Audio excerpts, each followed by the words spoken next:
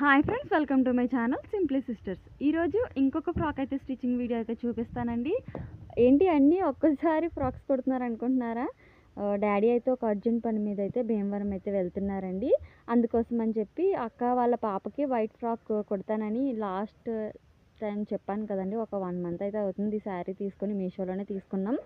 ఇప్పుడైతే అది స్టిచ్ అయితే చేస్తున్నానండి. అక్క వాళ్ళు వెళ్తున్నప్పుడు హడావిడిలో కుట్టడం అయితే కుదరలేదు. ఇప్పుడు తనైతే చర్చికి వెళ్ళినప్పుడు ఫ్రాక్స్ వేసుకోవడానికి లేవని చెప్పింది అక్క. అందుకని చెప్పి వైట్ ఫ్రాక్ అయితే కుట్టానండి. వేసుకుంటే చాలా బాగా వచ్చింది.